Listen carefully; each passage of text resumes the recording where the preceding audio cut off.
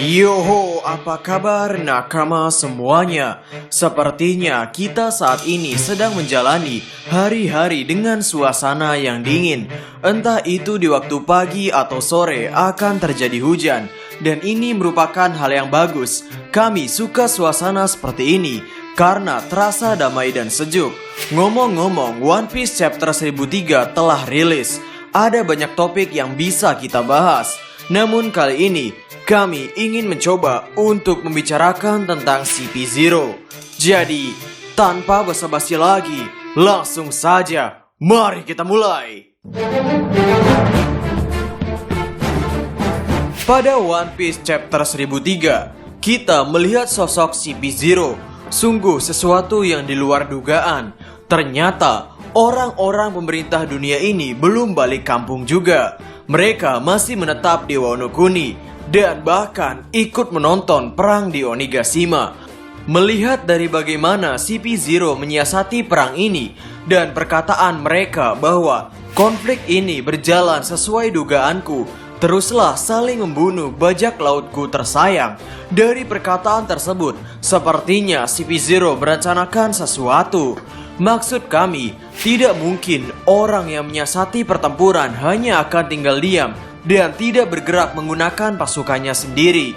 Sehingga kira-kira dengan adanya CP0 di sini, apa yang akan terjadi selanjutnya? Angkatan Laut. Armada kekuatan terbesar pemerintah dunia adalah Angkatan Laut. Ya, meski dikatakan di chapter 1003 bahwa CP0 adalah agen intelijensi terkuat di dunia, namun sesuai namanya, mereka hanyalah orang-orang yang menonjol dalam bidang otak. Dalam hal strategi, menyusup atau apapun yang berkaitan dengan otak. Dan untuk pertempuran fisik, kami pikir CP0 masihlah kurang. Dan lagi, siapapun pemenang dari pertempuran di Onigashima ini, meskipun bajak laut tentunya kelelahan karena telah melakukan pertempuran habis-habisan itu, kami yakin mereka masih memiliki kekuatan yang cukup untuk menghajar CP0. Lain cerita, jika yang datang di akhir pertempuran adalah Angkatan Laut, kami pikir bajak laut yang menang akan langsung keringat dingin. Dan sekarang mari kita baca historinya. Ketika Akainu menolak Kizaru untuk pergi ke Wano Kuni, padahal waktu itu Kizaru sudah mengajukan diri. Alasan Akainu memutuskan keputusan itu adalah karena Akainu tidak tahu seberapa kuat samurai yang ada di Wano Kuni. Tapi saat ini, orang-orang pemerintah dunia berbeda. Ada CP0 di dalam Wano Kuni yang menyaksikan secara langsung seberapa kuat para samurai Wano dan seberapa kuat para Yonko ini. Sehingga alasan Akainu yang tidak menurunkan Kizaru itu kini sudah terselesaikan dengan informasi yang dimiliki oleh CP0. Sekarang pertanyaannya, kalaupun orang-orang pemerintah dunia menurunkan armada mereka untuk join ke dalam perang Wano Kuni, yang mana sepertinya mereka akan turun berperang ketika pertempuran di Onigashima sudah selesai dan orang yang tersisa sudah tidak berdaya, siapakah yang akan menjadi penolong bagi Monkey D. Luffy? Anggaplah yang turun serta ke dalam perang Wano Kuni adalah Angkatan Laut, dengan anggota Angkatan Laut terkuatnya adalah Admiral Kizaru, yang mana hal ini sama seperti pada saat Arc Sabaody, di mana ketika kru topi jerami kelelahan sehabis bertempur melawan pasifista, tiba-tiba ada sosok Kizaru.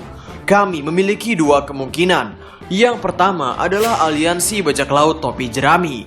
Tentu saja mereka adalah orang-orang yang dari dulu dikatakan oleh para lovers akan membantu kelompok kru topi jerami dalam bertempur. Apalagi saat ini anggota pasukan samurai masih kalah jauh jika dibandingkan dengan anggota bajak laut musuh.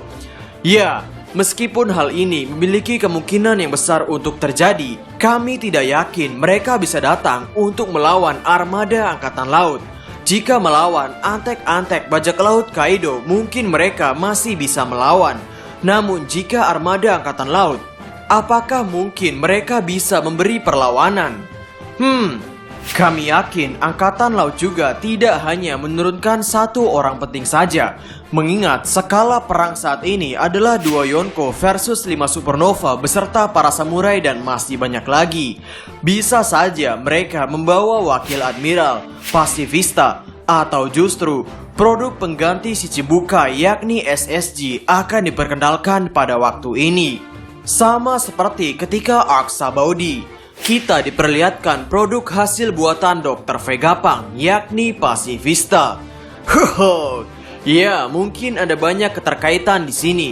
Dan kami memiliki kemungkinan yang kedua, yakni Fujitora. Fujitora semenjak kejadian di Dressrosa tidak diperbolehkan oleh Akainu untuk kembali ke markas besar Angkatan Laut sebelum ia mendapatkan kepala Monkey D. Luffy.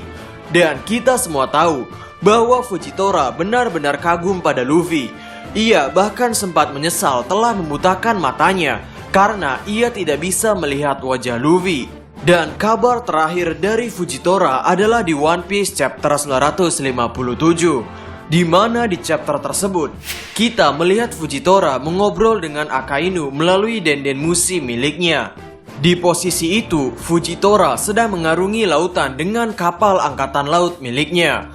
Percakapan mereka berdua itu meliputi tentang pembubaran Shichibukai dan Fujitora yang menyarankan agar percaya pada SSG, serta Akainu yang memberitahu kepada Fujitora bahwa saat ini Kaido dan Big Mom telah melakukan aliansi. Di sini dengan posisi Fujitora yang tidak boleh pulang ke markas besar Angkatan Laut sebelum ia mendapatkan kepala Monkey D. Luffy, kami pikir posisi ini akan menjadi alasan yang cukup untuk Eiichiro Oda mendatangkan Fujitora di perang Wano Kuni. Dan bukannya mengincar kepala Luffy, Fujitora akan melindungi bajak laut topi jerami dari jeratan armada Angkatan Laut yang lain. Ini juga terhubung dengan Extract. Extract saat ini identitasnya sudah terungkap sebagai penyusup di bajak laut Kaido. Extract termasuk ke dalam anggota SWORD, dan Luffy dengan mudahnya menerima Extract sebagai bagian aliansi. Sehingga, apakah mungkin Extract akan diam saja melihat angkatan laut yang lain mencoba untuk menyerang bajak laut topi jerami, sedangkan nyawanya baru saja diselamatkan oleh kelompok kru topi jerami? Kami pikir konflik yang sebenarnya dari angkatan laut akan dimunculkan juga di sini. Konflik tentang sebenarnya bajak laut tidak seburuk yang dilihat, karena dari manapun Luffy tidak pernah melakukan perbuatan yang buruk. Justru Luffy membantu banyak orang, membantu beberapa kerajaan yang hampir runtuh, dan masih banyak lagi. Dari segi orang-orang angkatan laut, sudah ada salah satu admiral yang paham tentang Monkey D. Luffy, yakni Admiral Fujitora. Sudah ada Vice Admiral Smoker yang paham bahwa Luffy merupakan orang yang baik. Sudah ada Tashigi, ditambah dengan kejadian di Wano Kuni, anggota SWORD yakni Extract pun sepertinya akan paham bahwa Monkey D. Luffy bukanlah bajak laut yang jahat. Jadi kami pikir orang-orang ini sudah cukup untuk menjadi bukti dan menetapkan hati mereka untuk memilih jalan keadilan yang mereka pilih, yakni jalan keadilan yang sepertinya tidak sejalan dengan Akainu. Oh ya, mantan Admiral Aokiji juga sepertinya menganggap bajak laut topi jerami tidak seburuk yang banyak angkatan laut pikirkan. Lalu kami memiliki kemungkinan yang terakhir, yakni kemungkinan tentang pembalasan dendam Orochi. Kalaupun Orochi masih hidup, kami pikir Orochi tidak akan membiarkan CP0 untuk memberikan perintah agar angkatan laut turun ke perang Wano Kuni. Kenapa? Karena Orochi sendiri pastinya tidak ingin wilayah kekuasaannya dikuasai oleh angkatan laut. Orochi tidak ingin senjata buatan Wano Kuni digunakan untuk menghancurkan Pulau Wano Kuni. Orochi juga sekarang tersadarkan bahwa ia hanyalah sendirian, yang tentunya ia tidak lagi mempercayai CP0. Orochi akan mengurusi anggota CP0 dengan kekuatan mythical zone miliknya itu. Setidaknya sebagai orang yang melakukan banyak perubahan buruk pada Wano Kuni, dan ternyata orang yang paling ia percayai yakni Kaido telah mengkhianatinya, kami yakin Orochi setidaknya tidak ingin tanah kelahirannya berada di bawah kekuasaan orang lain. Ia pastinya masih memiliki kecintaan yang dalam pada tanah airnya tersebut. Dengan anggota samurai dan bajak laut yang mengurusi Kaido serta Big Mom, Orochi akan mengurusi anggota CP0. Mereka yang biasanya melakukan negosiasi terhadap jual beli senjata, nantinya akan melakukan aksi perkelahian demi perebutan tanah air tercinta. Hoho, bagi nakama sendiri, apakah mungkin armada angkatan laut akan datang? Sekian dulu video kali ini. Bagaimana menurut nakama semuanya? Berikan komentar kalian atau berikan koreksi kalian semua atas teori kami tersebut di kolom komentar di bawah. Jadi, kami Diskus OP dan terima kasih banyak.